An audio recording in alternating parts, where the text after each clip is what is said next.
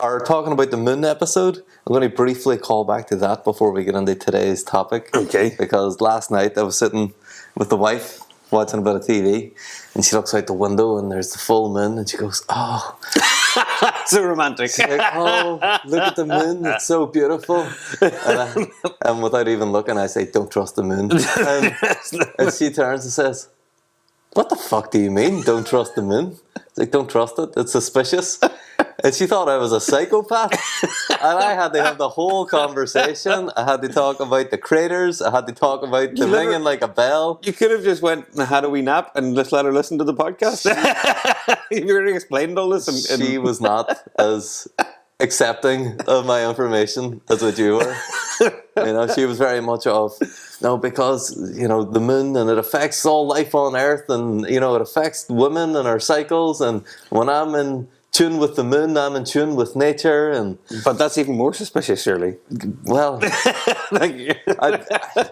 I say why has it got so much power? I say some close to cancelable things. I'm not touching the women are suspicious. I'm not getting on that bandwagon. I'm saying the moon's more suspicious as a result. I know. That's what I said. That's what I said too. Yeah. I said, you don't think that that's weird? She was like, "No, I think it's natural that, and I was like, that without the moon, the climate wouldn't be stable enough for life on Earth. You don't think that's weird?" But she didn't think it was weird, so maybe it's just me. Well, anyway, that's all I had to say about that. Let's talk about overdosing on drugs. Well, not necessarily overdosing, but drugs in general. And well, we started talking about overdosing earlier in the week, just in general chit chat, me and Niall. And Niall said, "This is where this all came from." Niall said, "Sure, people have known about overdosing for 60 years." Hang on. Let's rewind years. And you very quickly pointed out that that's the stupidest fucking thing I've said in a while. So I'm a lot more sympathetic towards people who overdose on drugs in different ways we'll talk about. Yeah. But yes, I'm not sympathetic towards your 60 years. Yeah, no. So I went on a mission to prove that I was wrong by 600 years is what my estimate was.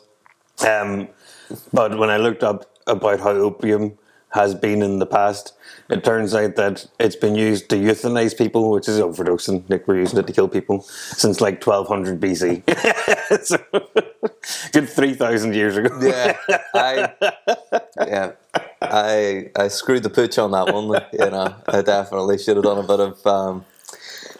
I should have at least had a cursory glance at Google before I said 60 years. I just thought, the swinging 60s. They were all at it.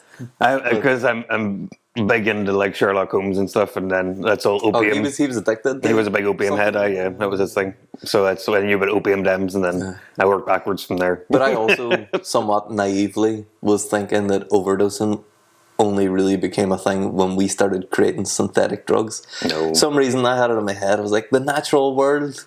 It's, even though there's so many thousands of poisons, natural poisons that can kill you. But I was like, it's natural, which is a load of shit. So I went down the rabbit hole then of looking up unusual ways that people have overdosed and things that people have overdosed on.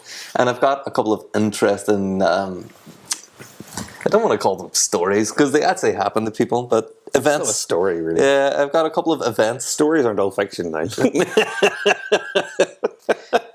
See if it doesn't have a sword and a dragon, or a spaceship and an alien, then it's not really much of a story in my book. What about When Harry Met Sally? It's an excellent film.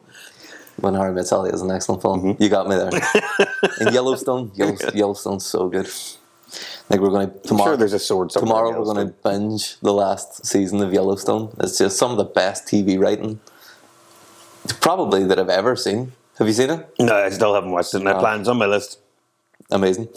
But anyway, let's have a look at some of these weird stories that I've collated for you. I've got them here. So the first one that I've got is a guy overdosing on basically Viagra tablets. So it's not Viagra tablets that he took, but he took what the active ingredient in Viagra is, called sildenafil. So apparently you can buy this as like a dodgy off-brand instead of taking it as like, but it's still for erectile dysfunction. Like, obviously anything you can overdose on in enough quantity, but like that's not something I considered. It's not something that I would have considered either, but apparently you can buy, instead of getting it in tablet form, you can get it in like a liquid form. So this guy got the liquid form, like bought, some dodgy, like imported it from China or something, but he drank the entire bottle, which was more than 10 times the recommended dose, and it caused irreparable eye damage to himself, so he almost went blind. He put his eye out with his dick, like? Yeah.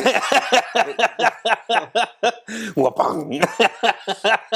Well, I feel like that would be a great promotion for the company. If that was the case, his sales would skyrocket. I don't think that's what happened. I imagine, because it's probably something to do with opening the blood vessels, is what I would imagine. So he probably just opened the blood vessels to his eyeballs. I don't understand. I'm not a doctor. I'm not or maybe sure it's about pressure, because I know like the pressure of your eyeball. Because I got like a suspicious. No, not suspiciously. Not everything. Not everything is suspicious. I've got an unusually large like hole at the back of my eye. There's like a little spot at the back where all the nerves come in and out. So the optometrist said that mine's is bigger than usual. What are you laughing at that? Contextually, that was a funny sentence. But anyway, so I'm at a greater risk of glaucoma than the average person because of that. Because you're a big hole. Because of my big hole. So maybe it's something to do with the pressure in the eyeball. Maybe it's like it overpressurizes the eyeball. I wonder. I'm actually interested in figuring that out later on. I don't know. But anyway, so that's an overdose that you would never think of. You can overdose on penis pills, wonder pills, and possibly leave yourself blind from it. So, well, if you've overdosed, the blind part's not really that big a deal. Yeah, but I don't know if they overdosed in terms of like passing out or like dying or anything. Oh, okay. He didn't die. These are. I thought he died. I always think of it as a die thing in my head. No, so overdosing doesn't necessarily mean that you die. It just means you've taken too many. You've taken over the dose and had an adverse reaction to it. So not everybody in these stories die as well. I should probably make that clear, because there's some stories about toddlers and stuff. Oh, so no, but they don't die. Okay, so still not, okay. Still not good. Yeah, it's not great. For sure, it's not great. Yeah, so let me see. What was that one about the toddlers? Let me find that. Oh, yeah, go straight there, just yet. Yeah, why not? I was going to say, let's rip the Band-Aid off. And that's kind of suitable, because what happened is that these toddlers, they got these things that they thought were little like Band-Aids, like sticking plasters, Band-Aids. So they were like playing around, putting plasters on themselves and taking them off. But the plasters were actually fentanyl patches. Oh my Lord. Which are used as really strong painkillers, but they just look like a regular plaster, like for first aid that you would put on. Oh. So they were playing around, sticking these patches to themselves, and both children overdosed with life-threatening complications. I don't know why I'm laughing. That's not funny. Why you're laughing? It's like an awkward laugh more than anything. I didn't really consider this when I was collating it, but like. It's obviously this was left out. This is the parents' fault, obviously, in this scenario. Yeah, I don't know. I don't know where they got it from. But these are things, I presume it's in America that they're over the counter, that they get sold. Because I don't think you would get them over the counter here. Definitely you would not. Definitely not. But like, I've had quite a number of questionable things in my household when I've had my children there. In the last years that I've had children. And not once have I ever left anything out that they could get, because that's just stupid. It's like bare bones safety stuff, But yeah, well, I'm just reading the bottom part of the article, and it says, despite knowing for years about the drug's potency, it was not until after the double overdose that regulators issued a warning to doctors, patients, and parents about the dangerous patches, telling them to dispose of them in a safe manner and keep them away from uninformed people and kids. Like, surely if you're buying these things, you imagine they're not going to be good for kids. Like, I mean, that's like, now in the car manuals it says don't drink the engine oil. Like that's that level of, do we need to have this conversation? Somebody need that conversation, so it's fine to be there. Is the thing. That's the thing, though. All of these, like, someone had to drink the engine oil for that to end up in the car manual. But I don't know. I feel like if you're at that point, you kind of do need someone looking after you. Yeah, I agree with that entirely. There's no... And the person looking after you should know. We can't count on common sense, unfortunately. Oh, this next one, I like this one. So, in 2009, there's an anti-smoking group that went into loads of like high schools, and they started handing out nicotine gum to pupils without the parents knowing. So they were like, oh, here, if you're smoking, try and get off smoking. Here you go. Here's nicotine gum that you can use instead. So they've given out loads and loads of nicotine gum, and school teenagers, yeah. Like, obviously they're going to eat the whole pack in one go. Like, this is like, again, this is just so stupid. So basically it got passed around the school and ended up with a load of non-smokers. So there was a 14-year-old boy who was a non-smoker, and didn't consider it as dangerous, and just considered it as like chewing gum, basically. But he chewed 30 pieces in 1 hour, which was the equivalent of 900 cigarettes. I'm laughing. It's so bad. I actually have my own story about this that I'd forgotten until you brought this up. Really? Yeah. So like, when I was like, I want to say 17 or 18, I smoked I started smoking when I was 14, and I was trying to quit when I was like 17 or 18. So I had the patches on, and as a teenager would be, went and got the patches, and I got the strongest patch, because that's what I need. I can't handle any of that weak stuff. Yeah. But then, so I was on the patches for like a couple of days, went out drinking, and just like 1 o'clock in the morning, somebody hands me a cigarette. I'm already drunk. Don't even think about the concept of, I've got a nicotine patch on that's like literally max strength, and I smoked like 4 cigarettes, and I was in bed for 2 days straight. That was 100% nicotine overdose that I had. Really? Yeah, 2 days straight. See, that's so strange. Awful. I would not have really considered so much. I mean, it makes sense when you think about it, but I never would have considered nicotine as one of the drugs that you really overdose on. I know, me either, obviously. There's people who back to back, like light their next cigarette off their cigarette before they finish it. But I think the difference is it's pretty much impossible, I think, to overdose on nicotine from smoking. But once you introduce, like going directly into your body from the patch or from the gum or whatever, it's much, much easier. Even that in itself, I find quite strange, though, because presumably, like, I would imagine that anything that you're using to try and wean yourself off an addiction would have to be less addictive.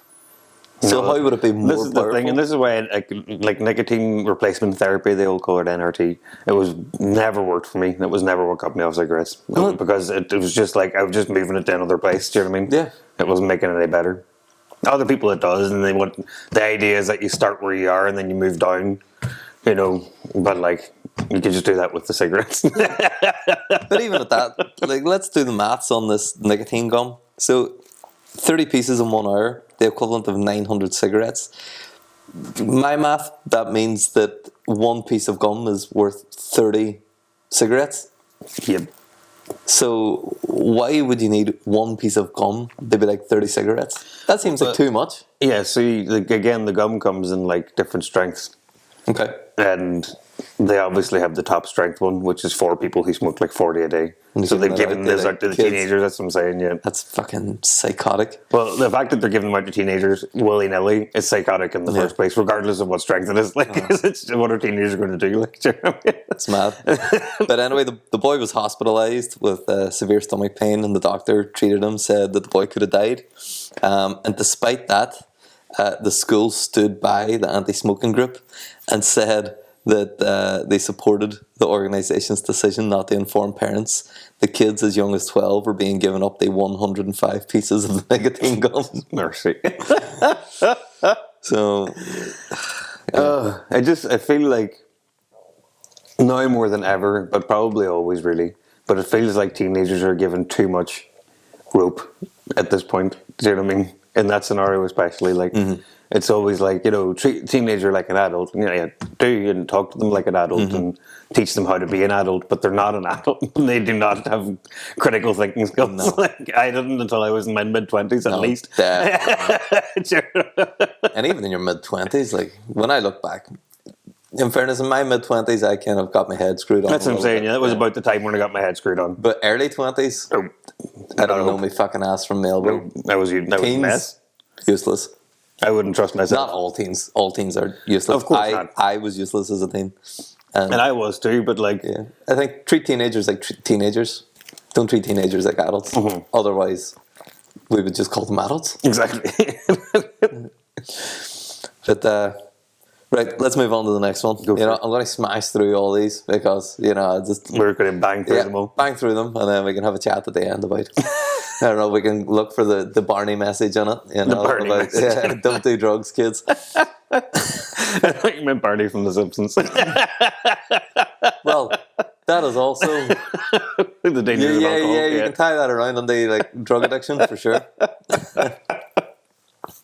So the next one is about Hold Your Wii for a Wii. It's basically a challenge in 2007 to try and get people to win a Nintendo Wii. So they had to drink as much water as possible without going to the bathroom. So there was one... Nintendo Wiis were classically cheap. When they came out, it wasn't an expensive console. I mean, it's still expensive enough that you would want a free one. Yeah, I get that, but not to the extent of bursting your bladder. I'll do a lot of things, especially back then. I'm a huge Nintendo head, and I had a Wii on day one. But I would have done a lot to get that money to get it because I was only 19 or whatever when it came out. But I wouldn't have done a competition. Maybe I would have as a teenager. You're right. Sorry, go ahead. Continue. Yeah. Well, this wasn't a teenager. But it was classically cheap. It's not like a car. These competitions usually like a car. Where you got to hold your hand on the car and the last person. That kind of thing. No, it wasn't that. It was just a Nintendo Wii. And unfortunately, this person actually died.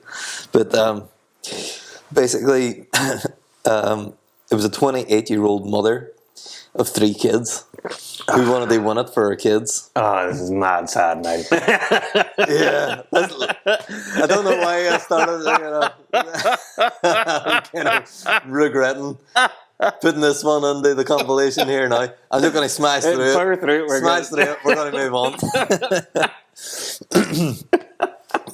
Okay, so everybody had to drink a bottle of water every 15 minutes. The bottles became increasingly bigger. Eventually, the girl dropped out because she was getting a severe headache and the pain drove her to tears. And she told her supervisor she was going home, where her body was later found. So the coroner ruled that the victim died of a water overdose. It's got a specific technical name, but it's a water overdose. So water poisoning is triggered when there's too much sweating or consumption of water, and it thins out your sodium levels in the blood. So severe headaches are a telltale sign. It can also cause seizures, coma, and death. So don't drink plenty of water, but don't go drink overboard. Overboard's a funny word in that context, but is there anything funny in that context? No, nothing really. Actually, why did we decide to talk about overdoses? That's a terrible idea for a podcast. Honestly, when we were going into this, I thought we were going to talk about drugs, not just specifically overdoses. Yeah, maybe we'll move away. We got enough time that I can just smash through the last. You know what? Let's make this last one the last one. Okay, and then we'll move away because this isn't so much about overdoses, just as a strange drug trend. So I'm sure people do overdose on it. But is this a new drug you didn't know about? It's a new way of drug supplements that people are doing. So meth heads in America have started doing a thing called wasping. Wasping? Yeah, so they get wasp killer spray and they either mix that with their methadone or they just take that as a methadone substitute.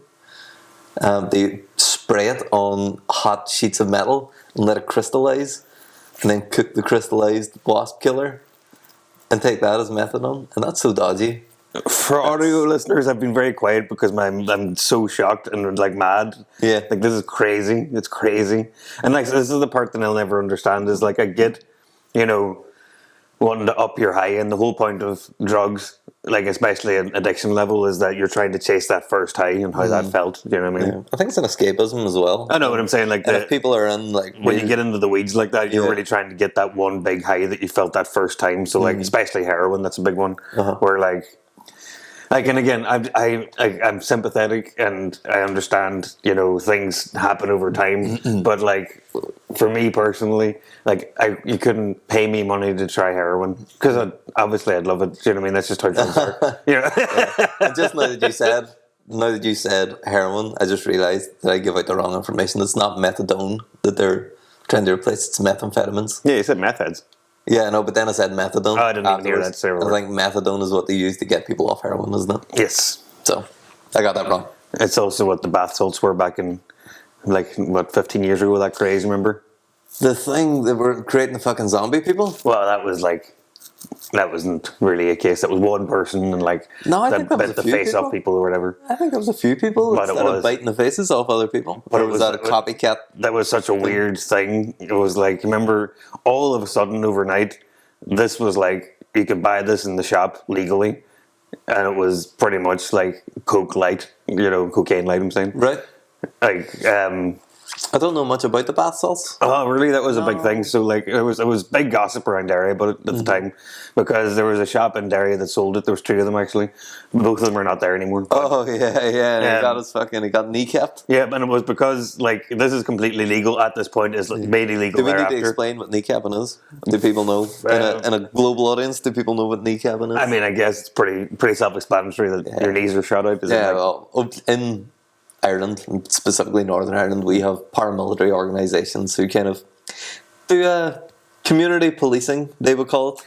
Well, I don't Where- think that's the case in this scenario, and maybe this is what the rumor was. So I'm not saying I know this, and I don't even know if it's paramilitaries necessarily that's involved, but I'm sure it was. Like, but I'm being diplomatic for the sake of it, Yeah. because I don't know the answer. But like my understanding is that because these people were selling this legally, it was hurting The illegal drug the illegal trade. drug trade. So, you know, that was the real motivator as opposed to like. The real motivator and the stated motivator can often be 2 different things. Yes, exactly. Aren't they? But yeah, you know, that's why I said community policing. Because there's enough guys that just pay them off. But some paramilitary organisations are more true to their morals than others, I would say. Some of them are very much don't want any drugs in the community at all. And that is, Yeah. they're pretty hard line on it. And then there's others who, the people in the organisations are dealing drugs and they just don't want the competition. So it's a bit of a mix. But anyway, that they would go and kneecap people, which is blowing out their kneecaps. Yep. Shooting their kneecaps out. It always makes me like cringe a wee bit in my legs. Do you know what I mean? You're just like, ugh, Yeah. awful, It's not great. awful stuff. But yes, so the bath salt thing were massive here for like, I want to say like a summer. Yeah. And it was just mad. But like you said about zombies, like that's why I asked about a new drug situation. Is that I was reading about one called crocodile, which is some sort of Russian concoction. Yeah. Tell Where- me more about this. You said something about that turns them into like that fucking doctor from Spider-Man. No, that's what I'm saying. Is like what I've read about it is that, and this is brand new information to me, so fact check me all you want. But like, whatever way they mix some sort of opiate with like paint thinner, alcohol, like random stuff. And whatever way it works is that eventually once you start to like take it too much, it turns your skin like a dark green and it gets scaly. Like, it's the weirdest, like why would you, like, if my skin started turning green and scaly, I would take a big look at myself and say, what am I doing with my life, obviously. Yeah. But You would think that at that point you would take steps to stop, but then- you see so many drug addicts and they just look dead. Yeah. They look like they're like a corpse. Excuse me. But yeah, you wonder at what point do you look and go, I got to make a change? Because some people do. And I think like just like we've touched on before, like a lot of these people are, you know, not emotionally equipped to even see that in themselves. Do you know what I mean? Yeah, that's It's a fair not even, point. It's not even just about the addiction, it's that they were vulnerable in the first place. So, like, you know, that's just sad all around, really. Yeah, that is a good point. Yeah, so like our critical thinking skills don't always translate over to other people, you know, as the word goes. And sometimes that's a good thing. People don't think like us. Yeah. I think I thought that we could find the lighthearted, but like, I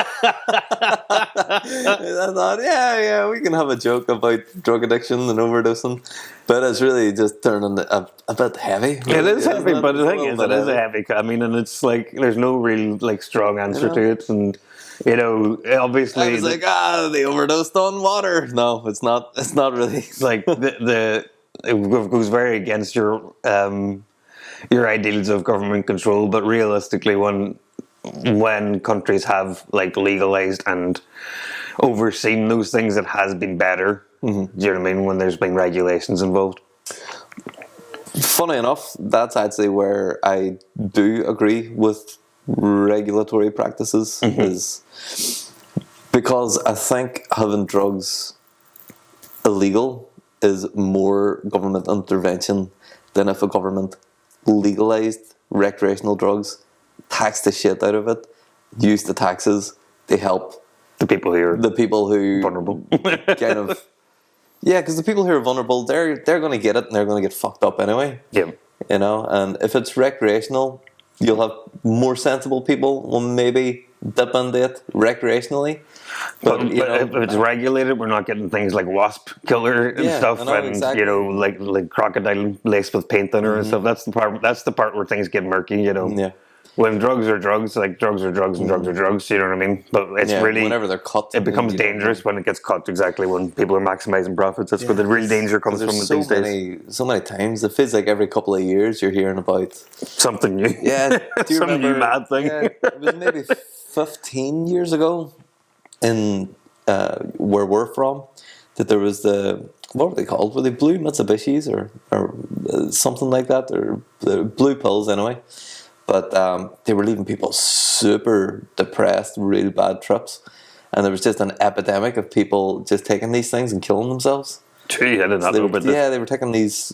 They were blue pills, and I feel like they were supposed to be like ecstasy. But it's another one, I know they were cut with something, and people were just taking real bad turns. They were throwing themselves off bridges. They were hanging themselves. And it's like... If people wanted to have that kind of high or that kind of experience, then if you have it regulated, if you have companies that are doing due diligence, if you have recommended dosages that you can say, you know, this is the max that you should be taking, and you can have a good time. If you take any more than this, you're going to get a bad time.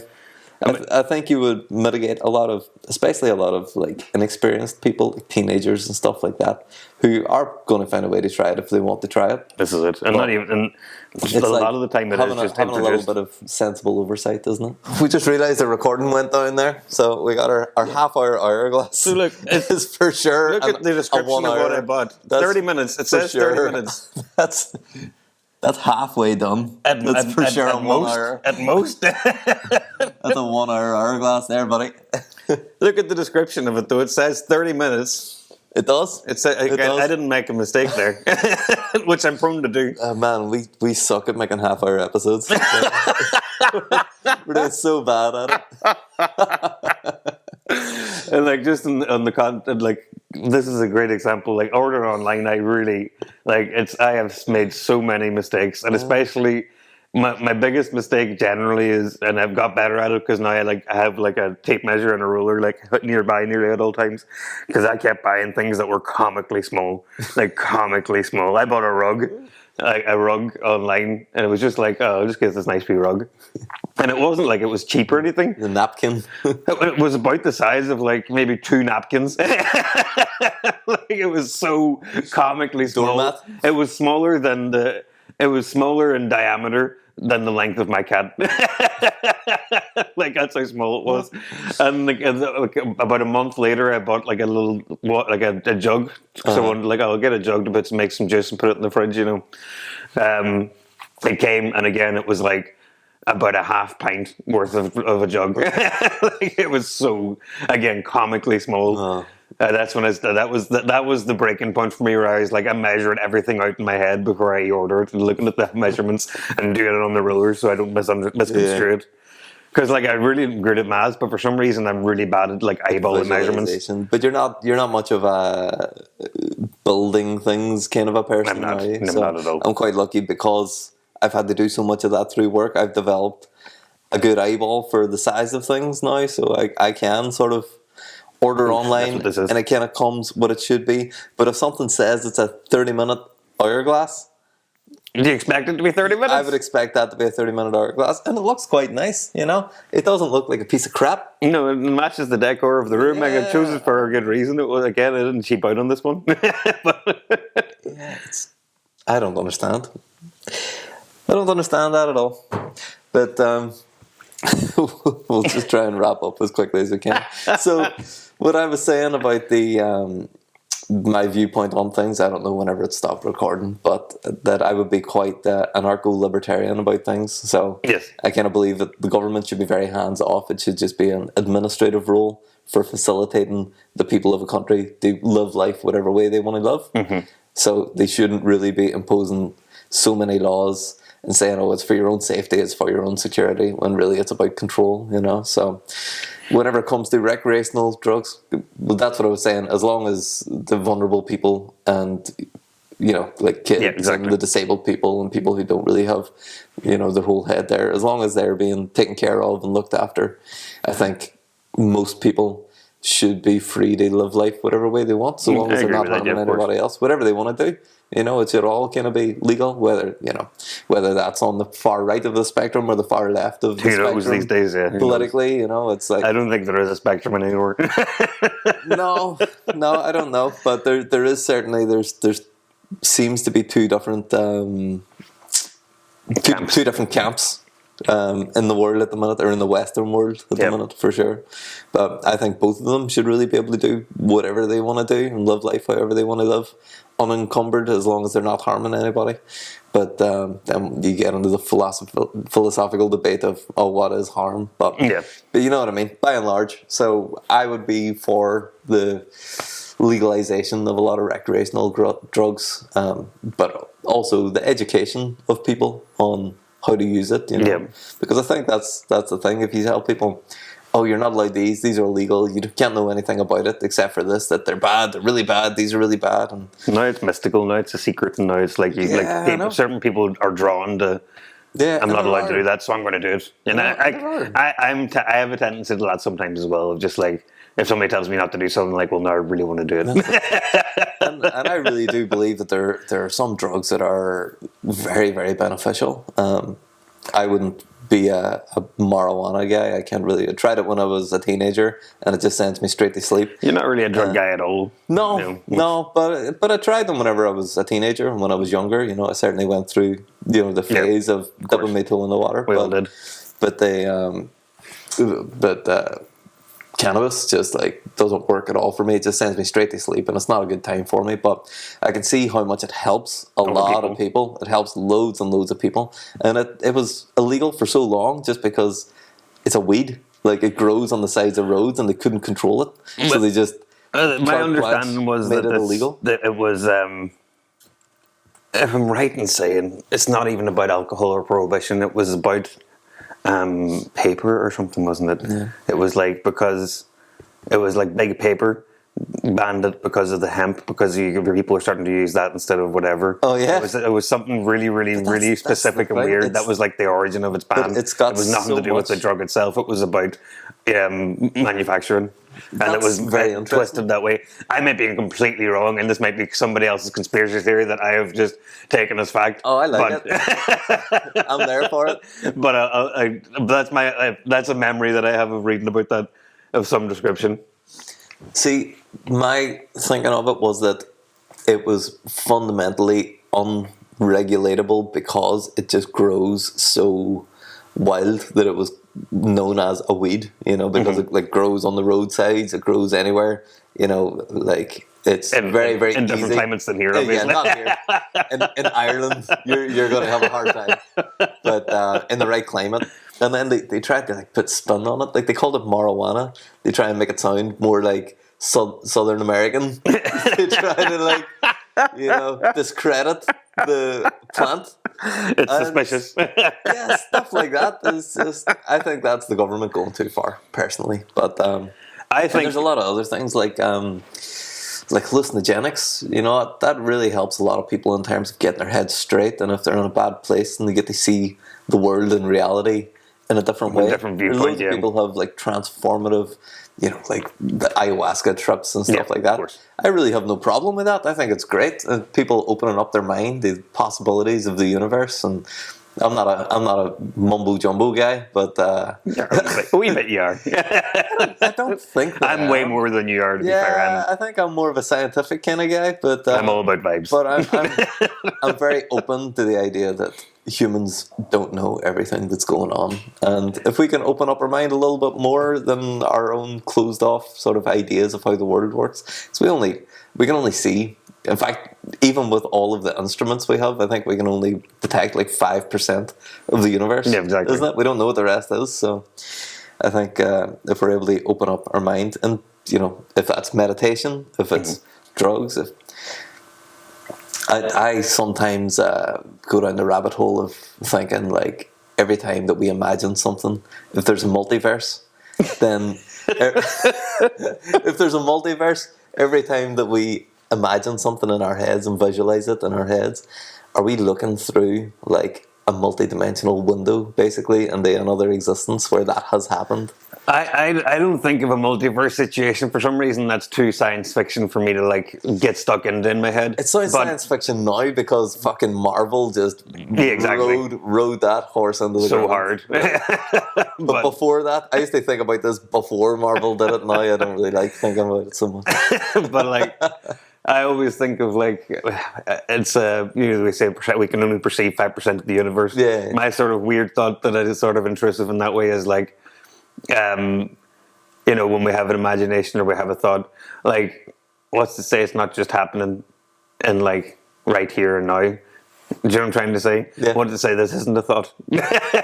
This isn't an imagination. I get all twisted. Like I told you, like I had a weird dream the other night about seeing like a big cat, and like my dreams are classically mundane. By the way, I never have like weird mad dreams. I have the most. Like I see a big cat and I'm happy about it. That's it's like the extent of my dreams. But and then your son woke you up and started telling you about big cats. Yeah, so I don't know if there was a shared dream situation there. I just like that. I just like that sort of feeling. But like, yeah, exactly. Because of that coincidence, or is it a coincidence? Did that really happen in the night? And I just lived a different life for a minute. Or was there a big cat just going window to window in your house? When Nathan falls asleep, does Nathan wake up somewhere else? Do you know what I mean? I love that shit. Absolutely love that shit. But there's all this. I'm going to get it back into conspiracy theories again.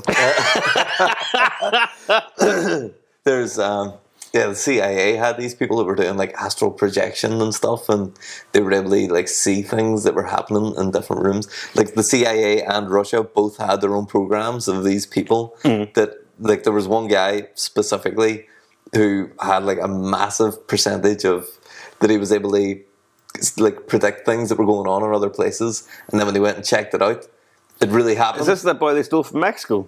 I talked about this a couple of weeks ago with you. You didn't know, but because somebody brought this up in on a call that I was on. We're just talking crap, but they say they were looking through the CIA files and apparently that were released, and apparently there was some boy in Mexico that they like kidnapped pretty much because he could see into the future. Like astral projection, exactly, and like 10 out of 10 every time he said something that happened. See, this is. I know you're saying about like being able to go there and exist for a second. Yeah, but it wasn't. See it and then come back and say this is what this is and this is what this is. Yeah, but not. It wasn't like in the future. It was in the moment. It was like. Maybe this is what this is too, and I've got the wrong end of the stick. But yes, I don't think ESP is the correct term for it. Maybe it is, but. Yeah, there was a whole CIA thing, and then the Russians had them. But then the guy started going off on, like, you know, going to other planets and seeing other civilizations and, like, going to the moon and seeing aliens on the moon. And it's, you know what? I don't have time. We're already over that. Just one question. Do you believe he's seen those things and they were true, or do you believe that he was making it up?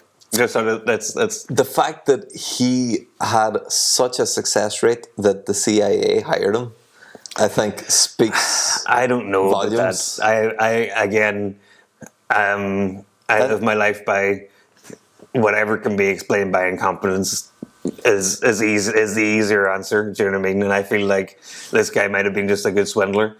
Well, and, yeah, like, maybe people are just so quick to like believe stuff like that. And don't get me wrong, I believe in a lot of crazy stuff. So it's not as if I'm saying it like couldn't exist. I'm just saying, like, that is possible. You know, I work backwards in my head. It's 100% possible. Sure, I read the other day there was some guy who just used to send invoices to these massive companies that, like, in the companies, just because they had so much going on, I know, they were just fucking paying it. And the guy made like $5 million. But he got sued for just by like sending invoices to I don't Facebook. agree that he should get sued for that. I feel like that's a level of swindling that's like, you know, he's chanced his arm. Yeah.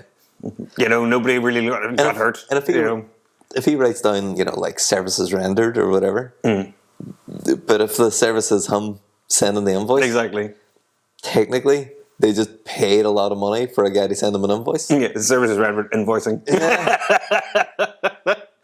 I would love to see what it was that he said that he had done in the invoices. Yeah, because that might be the murky part. They lied about that. But then the other one, very similar, is people who invite, like, world leaders and celebrities to their weddings and stuff and just send it to their press secretary. So what happens, or their person, and they just get a gift sent their handler, so they just get, we're obviously not going to this random person's wedding, but we'll send a gift in case it's important, you know, without even looking into it. Yeah, I did see something on the internet about that, you know, saying, oh, you know, just invite billionaires. Obviously, no, it's probably very much vetted, and it just doesn't happen like that anymore. But I'm sure that was a thing for like a couple of years before everybody started talking about it. Yeah, it's funny that you mentioned that, because just yesterday I was chatting to the manager in the Playhouse Theatre, because I'm looking at the organising like gigs for under 18-year-olds to perform and stuff. I was up chatting there, and she said that at her wedding last year, her and her husband invited Ian McKellen, because they're big Lord of the Rings. Yeah, so they just invited him for the fun. But he wrote them a letter and nice. Give them their signature. And just nice guy. That's Ian very McKellen, nice. You know, I like that. Very wholesome. And they didn't do it from a place of like trying to swindle scam them. him. They were just like, oh, we would love Ian McKellen to be at our wedding, and invited him. Yep. And I think that's quite a really sweet. Nice letter. That's a nice thing to do. Yeah, that's on good both stuff. sides. I'm saying that's good stuff. I like that. Going in with those right intentions makes a big difference. Yeah, that's it. When you're not just trying to swindle him. You shouldn't really be swindling Ian McKellen. No. You shouldn't swindle Ian McKellen. Drink enough water, but not too much water.